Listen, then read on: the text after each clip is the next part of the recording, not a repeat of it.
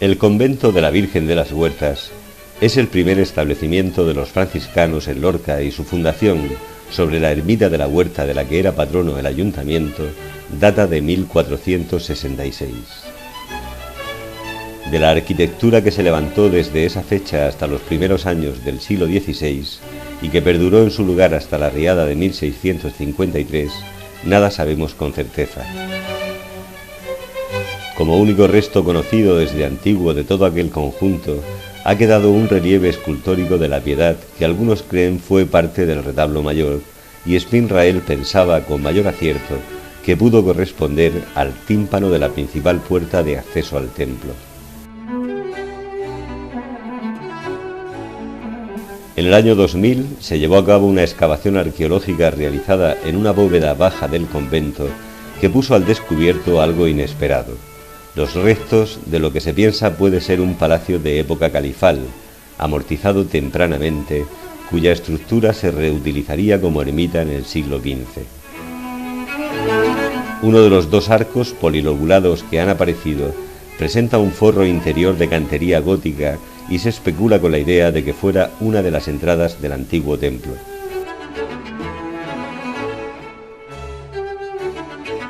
La riada de 1653 arruinó por completo el convento, teniendo que levantarse desde los cimientos. Tanto la iglesia como la zona de habitación de los frailes se levantaron totalmente de nuevo, en parte con las aportaciones de la orden y en parte con la venta de capillas a particulares.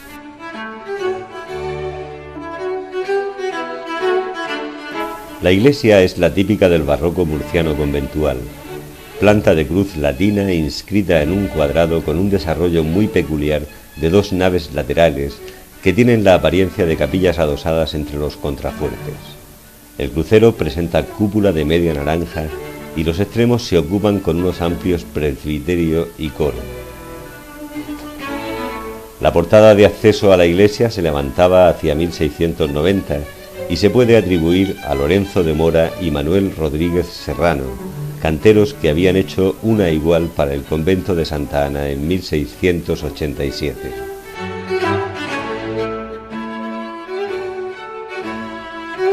La vieja torre del convento, que se cayó en 1901, fue levantada nuevamente junto al camarín por el arquitecto murciano José Antonio Rodríguez en 1902. En 1903, los condes de San Julián, favorecedores de los franciscanos, hicieron su capilla de estilo ecléctico que dio el aspecto final al convento patronal, que adquirió tal condición a finales de la década de 1850. Muy expoliado este santuario durante la Guerra Civil, lo que mayor interés reviste hoy desde el punto de vista artístico es su decoración mural, en la que se pueden distinguir tres ámbitos perfectamente diferenciados, tanto por el momento en que se realizan como por la finalidad que perseguían: la iglesia, el antecamarín de la Virgen y la denominada escalera de la Tota Pulcra.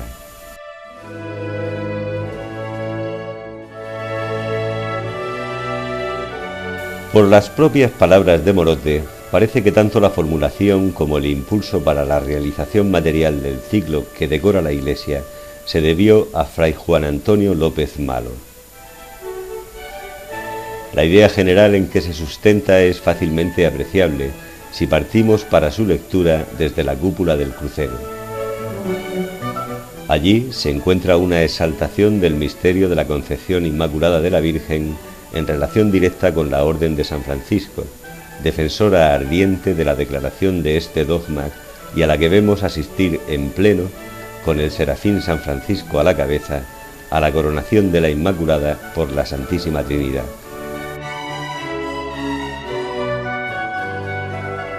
Todo queda admirablemente resumido en una pequeña alegoría que no es corriente ver. La Virgen pisa la cabeza del dragón que hay a sus pies y éste lleva un bocado cuyas bridas son dos cordones franciscanos manejados por sendos angelillos.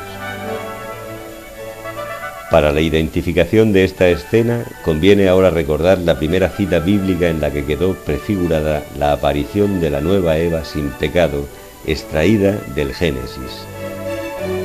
Ella aplastará tu cabeza y tú pondrás asechanzas a su calcañar. Si la Virgen fue concebida sin pecado original, representado aquí por el dragón, este es sujetado simbólicamente por los franciscanos, que impiden que la cabeza de la bestia y lo que ésta representa alcance a morder el pie que la aplasta.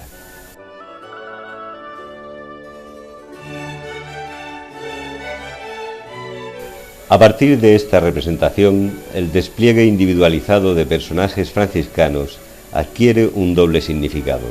Por un lado, todos están relacionados por sus escritos o acciones con el dogma de la Inmaculada, cuyo conocimiento y aceptación fomentaron notablemente, y aparecen acompañados de una pequeña representación de la Virgen común a todos.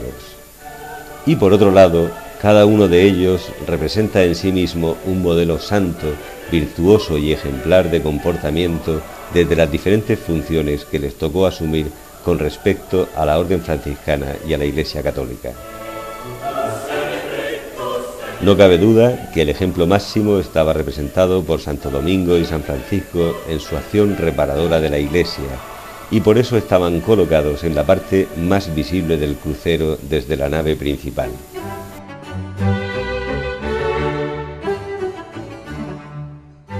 El resto de los representados pueden agruparse en dos clases de apostolado de la orden que tuvieron plena vigencia hasta no hace tantos años: el apostolado de la ciencia y el apostolado de la santidad.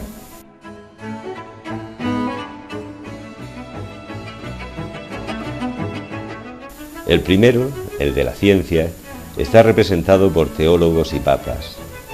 Ambos ocupan lugares preeminentes, pero jerárquicamente los cuatro papas más significativos de la orden, Nicolás IV, Alejandro V, Sixto IV y Sixto V, están colocados en las pechinas, sustentando la visión celestial, y los teólogos Escoto, Alés, Lulio y Ocan aparecen en los pequeños lunetos del testero, arropando el camarín de la representación mariana en la tierra.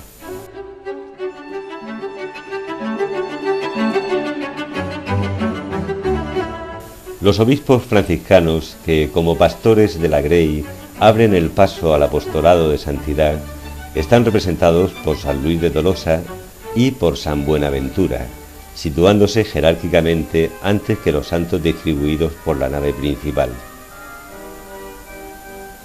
Por lo más característico de sus vidas, parecen especialmente escogidos para establecer una bisagra entre la ciencia y la santidad.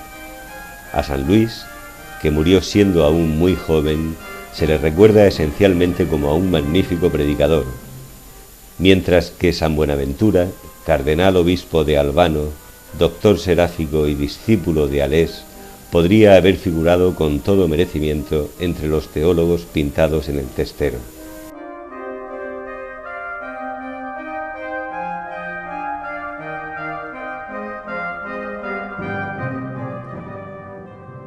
A partir de estos, los 8 lunetos de los 4 tramos de la nave principal los ocupan una serie de personajes agrupados de dos en dos, ya que sus vidas guardan un cierto paralelismo y son exponentes de los diferentes grados del apostolado de santidad franciscano, coincidentes, además, con las distintas tareas que la regla franciscana propone como principales de su instituto. En primer lugar, como defensores de la ortodoxia católica y representantes de la misión franciscana en los santos lugares, San Jacomé de la Marca y San Juan de Capistrano. A continuación, los predicadores, San Francisco Solano y San Bernardino, que recuerdan la vocación universal de la orden de difundir el Evangelio en toda tierra conocida, y tanto a cristianos como a infieles. El tercer lugar lo ocupan los místicos y contemplativos, representados por San Pedro Regalado y el beato Fray Nicolás Factor. Y por último, los mártires, habiendo escogido ahora a los de Ceuta y Marruecos como recuerdo de la misión privilegiada de los franciscanos en estas tierras.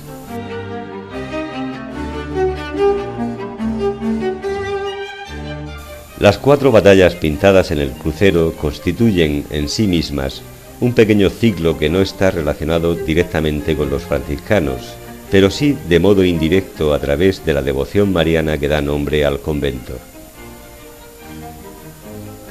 3 de las batallas que entonces el concejo tenía representadas en su sala de juntas aparecen representadas aquí: Cabalgadores, Alporchones y Novia de Serón, junto con la conquista de Lorca.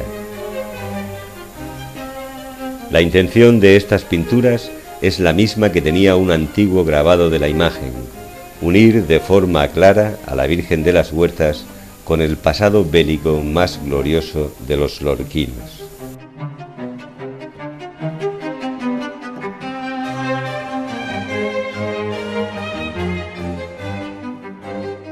Cuando se accede al antecamarín de la Virgen, es fácil advertir, por la propia disposición de las pinturas, que nos hallamos ante varios pequeños ciclos superpuestos, cuya identificación aislada no entraña mucha dificultad. Sin embargo, la clave para comprenderlos radica en saber cómo se han articulado entre sí, cómo se han dispuesto las ideas que les dan forma para alcanzar un significado único, un discurso lineal.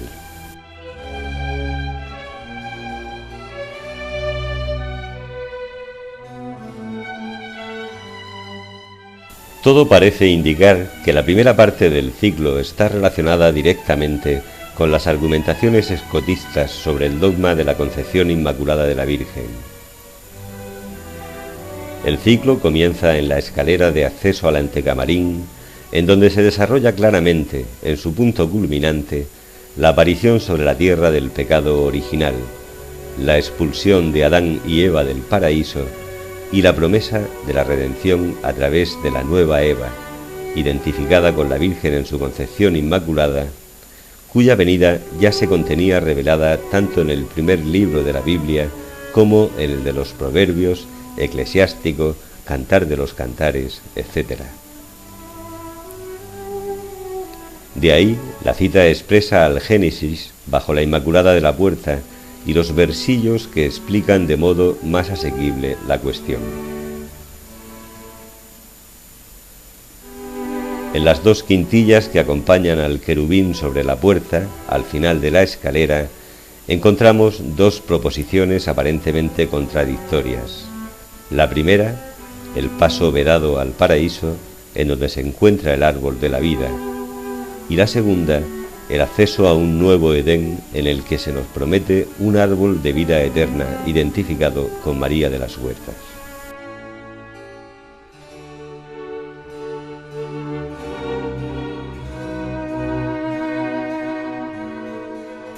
Traspasada la puerta de acceso al antecamarín, es necesario que dirijamos la mirada hacia la pequeña cúpula central, ya que allí continúa la narración. El plan de Dios con respecto a la caída y redención del hombre estaba previamente trazado antes incluso de la creación del mundo. Sostenida simbólicamente por los 4 evangelistas que contaron la vida, muerte y resurrección de Jesucristo en la tierra, lo que allí se representa es parte de la escena del Apocalipsis, situada antes del principio de los tiempos, en la que se produce la batalla del arcángel San Miguel contra el ángel revelado. Siendo vencido éste, fue expulsado del cielo, diciendo el texto bíblico lo siguiente: Por eso, regocijaos, cielos y todos los que moráis en ellos, ay de la tierra y de la mar, porque descendió el diablo a vosotras, animado de gran furor, por cuanto sabe que le queda poco tiempo.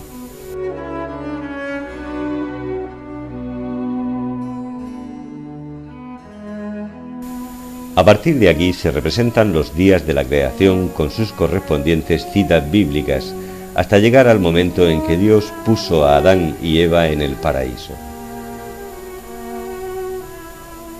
Solo es reseñable una alteración de estas citas, la correspondiente al primer día, en la que se sugiere que junto a la luz también fue creada María, la luz del mundo, sin pecado original.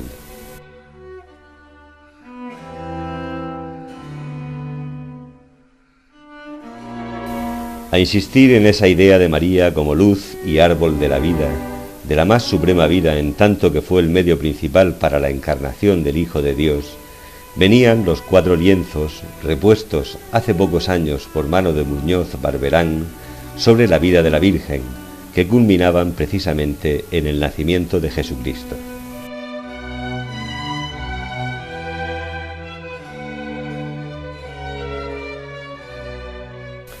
El medio por el que Dios plantó este particular paraíso lorquino que se nos anunciaba en la entrada del antecamarín queda también aclarado.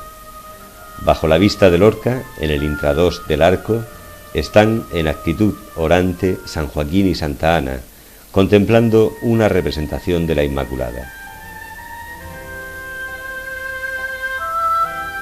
A través de ellos pasó María por la tierra, representando escuetamente su vida esos 4 lienzos ya mencionados, generándose una devoción que, extendida bajo diferentes advocaciones, daría también lugar a la aparición de la Virgen de las Huertas, a cuyo camarín franquea el paso el arco en que se encuentran estas figuras. Como era de esperar, en la parte baja de este también están las efigies orantes del príncipe Alfonso y del obispo de Cuenca, instrumentos últimos de que se valió Dios para traer a Lorca esta advocación particularizada. Intercesora principal para el éxito de la toma de la ciudad, el príncipe, en acción de gracias, le levantaría templo en la ciudad de Lorca.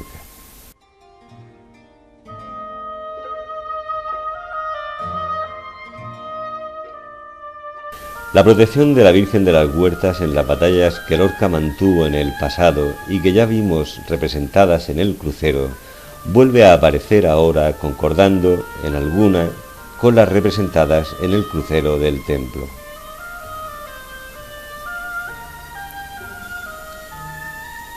A la conquista de Lorca, como hecho principal de armas, acompañan ahora los socorros que prestó en la guerra de las Alpujarras a las ciudades vecinas de Oria, Cantoria y Vera.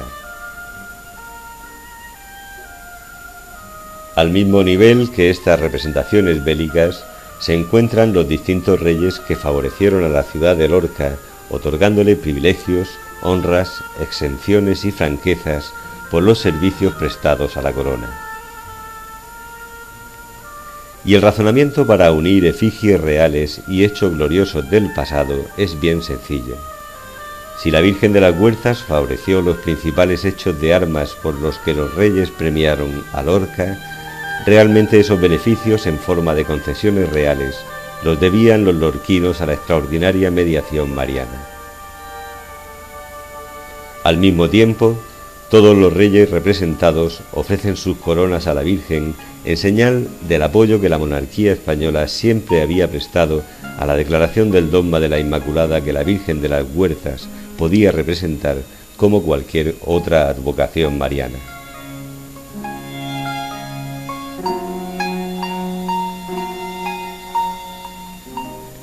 No cabe duda de que el mentor iconográfico de las pinturas del antecamarín fue el padre Morote, en quien confluyen los sólidos conocimientos que hacían falta sobre la obra de Duns Scoto y en general de las distintas escuelas teológicas franciscanas y sobre la historia local, ya que su conocido libro publicado en 1741 es tenido por la primera historia de la ciudad.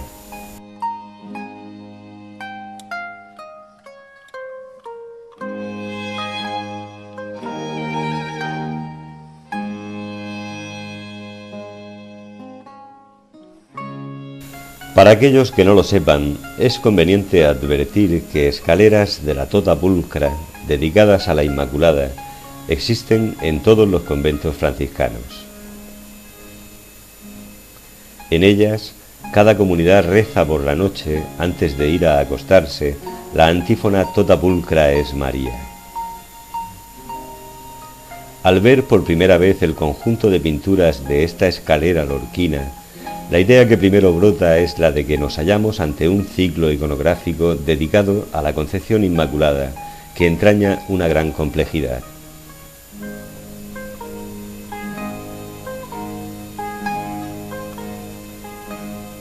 Para afrontar lo intrincado del conjunto de pinturas de esta escalera, contamos hoy con la ayuda inestimable de los escritos del padre Morote, inspirador de todas ellas. La escalera de la Tota Pulcra del convento de las Huertas puede considerarse como un resumen glosado de sus principales sermones impresos.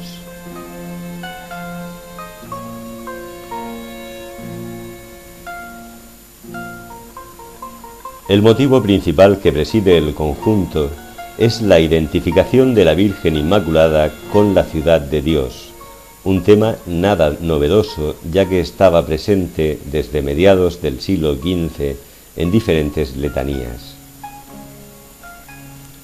Es bien posible que la elección del tema viniera condicionada por el propio espacio en el que se iba a pintar. Una cúpula es la forma ideal para simular una ciudad celeste descendiendo desde el cielo. Lo más dificultoso y problemático era adecuar la circunferencia de la cúpula para una ciudad que es descrita como cuadrada. La situación se resolvió con una perspectiva imposible, pero muy conveniente para el fin que se perseguía.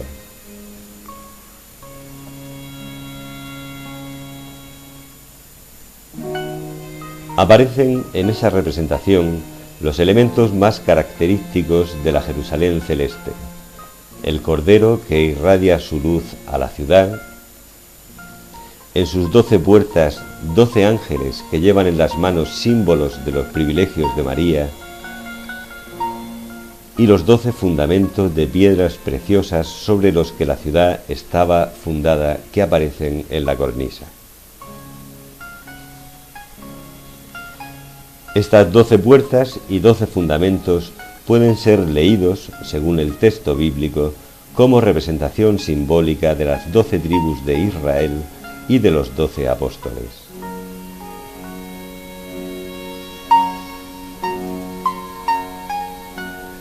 Para que no quedara duda sobre la identificación entre María y la Jerusalén celeste, en el cielo de la ciudad se dispuso una Inmaculada acompañada de 3 angelillos con filacterias que hacen referencia al libro de la venerable Madre María de Jesús de Ágreda y cuyo título comienza precisamente así: Mística Ciudad de Dios. Morote, defensor de la verdad revelada en esa obra, colocó a la franciscana recibiendo el mandato de la Virgen de relatar su vida y en actitud de escribir ese importante texto del misticismo español.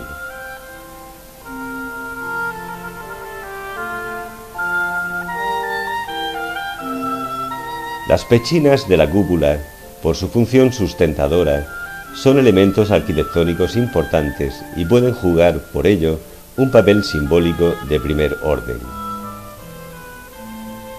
Por eso, Morote haría pintar en ellas aquellas cosas defendidas por la orden seráfica que están más en consonancia con la concepción inmaculada de María. En primer lugar, la propia Virgen Inmaculada, cuya fiesta celebra con especial regocijo y devoción la comunidad franciscana, además de estar luchando denodadamente en esos años por la definición del dogma. En segundo lugar, nada podría agradar más a una madre que la adoración del nombre de su Hijo. En tercer lugar, la orden tiene por uno de sus emblemas las propias llagas de Cristo, rememoradoras de la pasión, muerte y resurrección del Hijo de María y de la propia salvación de los hombres. Y por último, la cruz del Santo Sepulcro, que recuerda que los franciscanos son los privilegiados custodios de los santos lugares, teatro de la vida de Cristo y su Madre y símbolo de la propia María, a quien se le llama Ciudad de Dios y en otras muchas ocasiones Monte de Sión o Templo de Salomón.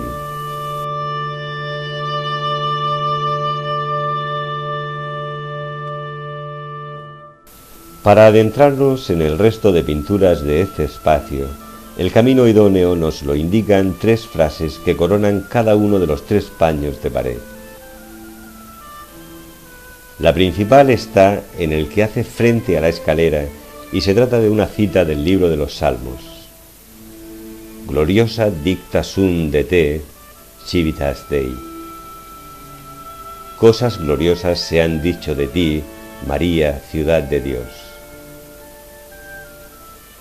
Es significativo que dos variaciones de esta misma cita coronen las otras dos paredes, cambiando las formas verbales para darles un significado de futuro, dicentur, es decir, se dirán, y de presente, dicuntur, esto es, se dicen.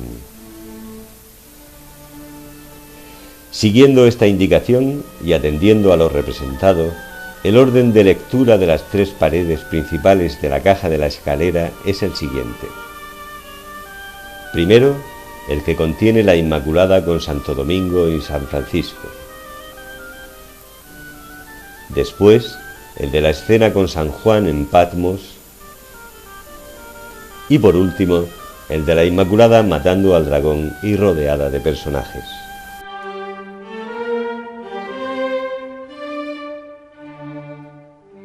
En la pared principal, la Virgen Inmaculada, rodeada de los símbolos de su letanía, es pintura de los años 40 del pasado siglo en sustitución de una escultura de igual advocación desaparecida en la guerra. A los lados, las representaciones de los patriarcas de franciscanos y dominicos se relacionan estrechamente con la defensa del dogma de la Inmaculada, que ambas órdenes defendieron al unísono, aunque con argumentaciones diferentes.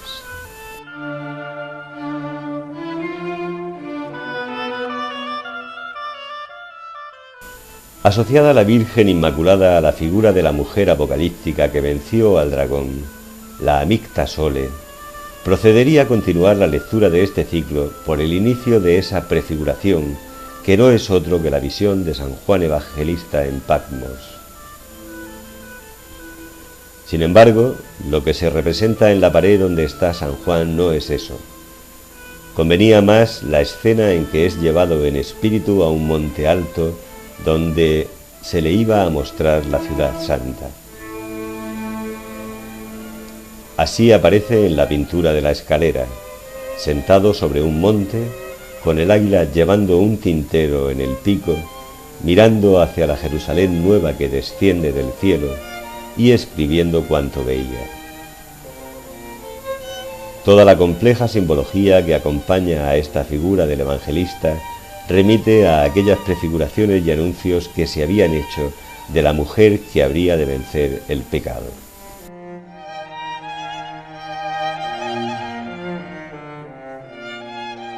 En el muro de enfrente se encuentra la actualidad, lo que en tiempos de Morote y en años inmediatamente anteriores se dice de María Inmaculada.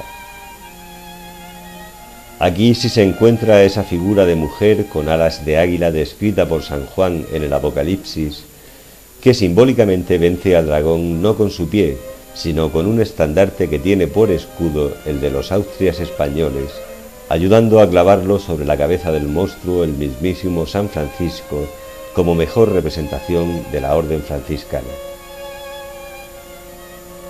Tras él se sitúan tres destacados personajes de la España de mediados del siglo XVII, distinguidos en su defensa del dogma.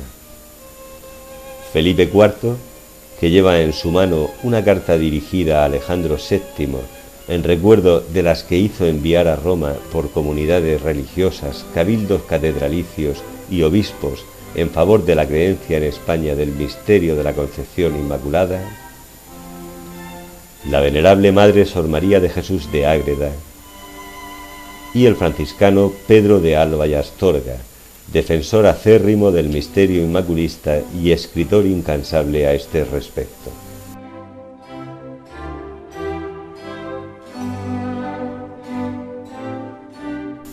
Frente a San Francisco se sitúan dos destacados teólogos franciscanos que escribieron abundantemente a favor de la Inmaculada Concepción, y entre ellos se colocó la figura del Papa Alejandro VII, cuya bula representó un paso importantísimo en la carrera hacia la declaración del dogma.